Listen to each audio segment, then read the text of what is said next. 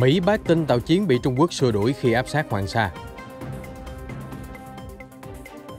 Trung Quốc diễn tập ném thủy lôi, ngăn chiến hạm Mỹ tiếp cận Đài Loan. Ngư dân Philippines khiếp sợ tàu hải cảnh Trung Quốc.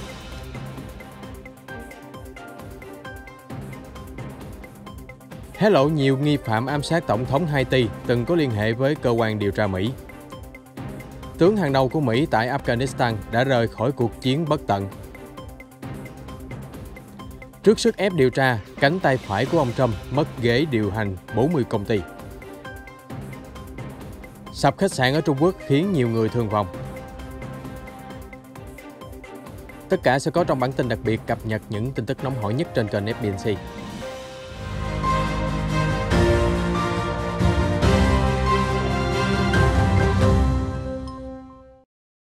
Hải quân Mỹ vào tối hôm qua ngày 12 tháng 7 bác bỏ việc Trung Quốc nói đã xua đuổi tàu chiến Mỹ ra khỏi Biển Đông.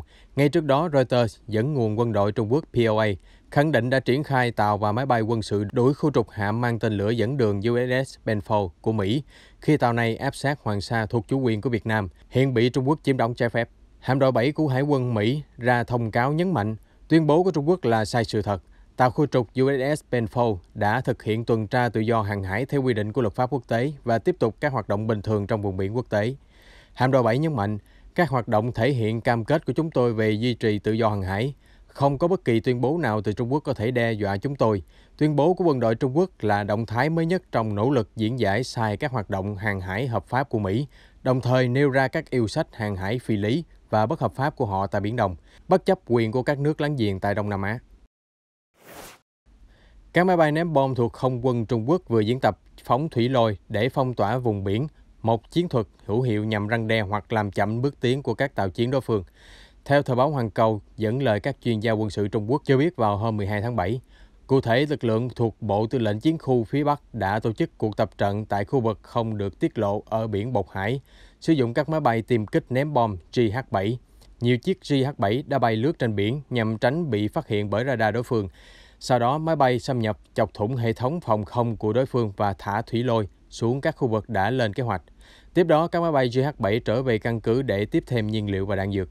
Bố trí thủy lôi trên biển được xem là một cách rất hiệu quả để phong tỏa một khu vực rộng lớn, với mục đích có thể cảnh cáo, răn đe hay ít nhất làm chậm đà tiến của tàu chiến đối phương.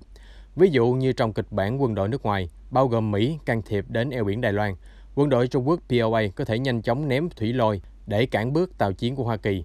Trong lúc đó, POA sẽ tận dụng mọi cơ hội và thời gian quý giá để tiến hành tấn công đổ bộ lên đảo Đài Loan, khiến Mỹ không kịp trở tay.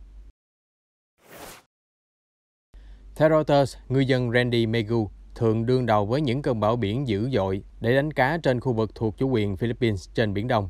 Thế nhưng hiện nay, anh Megu còn có một nỗi sợ lớn hơn, đó là nhìn thấy tàu hải cảnh của Trung Quốc hiện lên từ phía xa đường chân trời. Anh Megu cho biết, chúng tôi sợ hãi, nhiều lần chúng tôi đã bị thuyền cao su xua đuổi, một số ngư dân khác còn bị tấn công bằng voi rồng. Anh Megu chia sẻ các ngư dân từng khai thác được 4 đến 5 tấn cá mỗi tuần. Tuy nhiên, giờ đây nếu may mắn lắm, họ cũng chỉ đánh bắt được vài thùng ít nổi.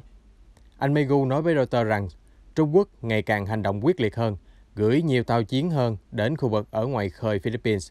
Theo một cuộc khảo sát vào năm ngoái, 70% người Philippines muốn chính phủ hành xử cứng rắn hơn với tuyên bố chủ quyền của đất nước. Khi cách đây đúng 5 năm, vào năm 2016, Philippines đã đệ đơn kiện lên tòa quốc tế. Sau đó, tòa trọng tài thường trực PCA đã ra phán quyết bác bỏ yêu sách hàng hải của Trung Quốc đối với phần lớn khu vực Biển Đông. Tổng thống Rodrigo Duterte cũng vào năm 2016 đưa ra quan điểm cứng rắn với Trung Quốc vào chiến dịch tranh cử. Nhưng sau khi đắc cử, ông Duterte đã thay đổi giọng điệu, ưu tiên cải thiện quan hệ với Bắc Kinh, cho rằng thật vô ích nếu Manila cố gắng đối đầu với người hàng xóm hùng mạnh. Bí ẩn đang xuất hiện ngày càng nhiều trong vụ ám sát Tổng thống Haiti. Theo CNN, nhiều nghi phạm trong nhóm sát thủ từng là những người cung cấp thông tin mật cho các cơ quan Mỹ như lực lượng chống chất cấm DEA và Cục Điều tra Liên bang FBI. Lực lượng chống chất cấm DEA cho biết, một trong những nghi phạm ám sát Tổng thống Haiti chính là nguồn cung cấp thông tin mật cho chúng tôi. Sau khi thực hiện vụ tấn công, nghi phạm đã liên lạc với nhân viên DEA. Chuyên viên này đã kêu gọi nghi phạm đầu thú, đồng thời phối hợp với Bộ Ngoại giao Mỹ thông báo cho giới chức Haiti. Sau đó, nghi phạm đã ra đầu thú và bị bắt giữ cùng với một cá nhân khác. Lực lượng chống chất cấm cho biết một số sát thủ đã hét lên DEA vào thời điểm tấn công vào dinh tổng thống Haiti. Tuy nhiên, cơ quan Mỹ cho biết, ngoài việc cung cấp thông tin nội gián, các nghi phạm không có vai trò gì đặc biệt cho EDA. Trong khi đó, Cục Điều tra Liên bang FBI từ chối đưa ra bình luận chi tiết, nhưng khẳng định sẽ chỉ sử dụng các nguồn hợp pháp để thu thập thông tin tình báo. Hiện FBI cũng đang hỗ trợ Haiti điều tra vụ ám sát rúng động. Bộ Quốc phòng Mỹ đã cho rút tướng chỉ huy hàng đầu ở Afghanistan về nước, đánh dấu một bước ngoặt cho thấy cuộc chiến bất tận của Mỹ đã đi đến hồi kết. Theo đó, trong một buổi lễ kỷ niệm ở Kabul vào hôm qua ngày 12 tháng 7, chỉ huy quân Mỹ ở Afghanistan, tướng Austin Miller đã trao lại quyền cho tướng Kenneth McKenzie, người đứng đầu Bộ Tư lệnh Trung tâm Hoa Kỳ và sẽ giám sát chung cả khu vực Trung Đông. Lầu Năm Góc cho biết tiến trình rút quân đã thực hiện được 90%, dự kiến sẽ hoàn tất vào cuối tháng 8. Trong khi đó, Taliban đang nổi dậy mở rộng sức ảnh hưởng ở Afghanistan. Một tổ chức nghiên cứu của Mỹ cho biết tính đến ngày 5 tháng 7, nhóm phiến quân đã kiểm soát khoảng 204 quận, trong khi quân đội chính phủ chỉ nắm giữ được 70 quận. Trước đó, Tổng thống Joe Biden đã tuyên bố cần phải chấm dứt sự can dự của Mỹ trong cuộc chiến tại Afghanistan và đã đến lúc người Afghanistan tự quyết định tương lai của mình. Lực lượng tuần duyên Nhật Bản vừa tiến hành diễn tập chống tấn công ở vịnh Tokyo, gần ngôi làng nghỉ ngơi của các vận động viên Olympic. Sự kiện thể thao này sẽ khai mạc vào tuần tới. Giới chức tuần duyên Nhật Bản thông báo cuộc diễn tập bắt đầu từ thứ Hai, gồm nội dung ứng phó với các tàu thuyền đáng ngờ. Theo kịch bản diễn tập, xuồng cao su của lực lượng tuần duyên đã kẹp chặt chiếc thuyền có âm mưu tấn công và buộc nó dừng lại. Trong một tình huống khác, đội tuần duyên sẽ rượt đuổi song song với tàu của nghi phạm và áp sát con tàu để giành quyền kiểm soát. Lực lượng tuần duyên dự kiến sẽ triển khai nhiều tàu tuần tra đến vịnh Tokyo trong thời gian diễn ra Olympic. Cơ quan này cũng đã yêu cầu tàu thuyền tránh khỏi 6 khu vực gần địa điểm thi đấu trong vòng 2 tháng kể từ ngày hôm nay, ngày 13 tháng 7. Ông Sasaki Wataru, cơ quan cấp cao trong lực lượng tuần duyên cho biết, nguy cơ tấn công cực đoan không giảm xuống kể cả khi Olympic năm nay đã cấm khán giả đến xem. Ông Wataru cam kết đơn vị của mình sẽ nỗ lực hết sức để đảm bảo kỳ Olympic diễn ra an toàn. Tập đoàn Trump Organization đã loại bỏ giám đốc tài chính Alan Weissenberg khỏi vị trí điều hành khoảng 40 công ty con của tập đoàn, trong đó bao gồm một công ty phụ trách sân golf ở Scotland. Trong khi đó, các công tố viên New York đã cố gắng gây sức ép cho CFO Weissenberg, một người làm việc lâu năm và cực kỳ trung thành với tập đoàn Trump. Ông Weissenberg vẫn bác bỏ nhiều cáo buộc, bao gồm sử dụng trái phép tài sản của công ty. Tuy nhiên, phía công tố viên có thể gây áp lực mạnh mẽ hơn để buộc vị giám đốc tài chính hợp tác điều tra vào đế chế kinh doanh của ông Trump. Theo báo Washington Post nhận định, việc loại bỏ vai trò của ông Weissenberg khỏi 40 công ty con có thể giúp tránh được những câu hỏi phức tạp từ cơ quan pháp lý, bên cho vay hoặc các nhà cung cấp. Khách sạn Shishi Kaiyuan ở thành phố Tô Châu, miền Đông Trung Quốc đã bất ngờ sập vào trưa hôm qua, 12 tháng 7. Vụ việc khiến ít nhất 8 người tử vong, 7 người được giải cứu khỏi đống đổ nát và vẫn còn 9 người mất tích. Giới chức cho biết đang tiến hành cứu hộ cứu nạn và điều tra nguyên nhân vụ sập. Khách sạn xảy ra tai nạn đã mở cửa từ năm 2018, có 54 phòng nghỉ. Một cần trục tháp gắn với công trình cao tầng ở thành phố Kelowna, tỉnh British Columbia đã bị sập vào hôm qua 12 tháng 7, khiến nhiều người thiệt mạng. Cảnh sát cho biết có nhiều công nhân đang làm việc bên dưới cần trục thì nó đổ sập xuống.